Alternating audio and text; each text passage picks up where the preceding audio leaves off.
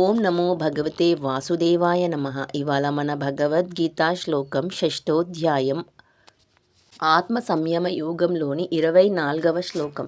సంకల్ప ప్రభవాన్ కామాన్ త్యక్త్వా సర్వానశేషతః మనసైవేంద్రియగ్రామం వినియమ్య సమంతతః. ఈ శ్లోకానికి అర్థం, మనసులో కలిగే సంకల్పాల వలన పుట్టే అన్ని కోరికలను పూర్తిగా విడిచిపెట్టి మనసు సహాయంతో అన్ని ఇంద్రియాలను అన్ని వైపుల నుంచి నియంత్రించాలి. Abandoning completely all desires that arise from mental imagination, one should restrain the senses from all sides by the mind alone. శ్లోకం ద్వారా మనం తెలుసుకోవాల్సింది ఏంటంటే, కళ్ళు, చెవులు, నాలుక, ముక్కు, చర్మం ఇవన్నీ బయట విషయాల వైపు లాగుతాయి. మనమే వాటిని నియంత్రించాలి. అవి మనల్ని నియంత్రించకూడదు. మనసులో ఇది కావాలి, అది కావాలి అనే ఆలోచన వచ్చినప్పుడే కోరిక పుడుతుంది. సమస్య వస్తువులో కాదు, మన ఆలోచనలోనే ఉంది.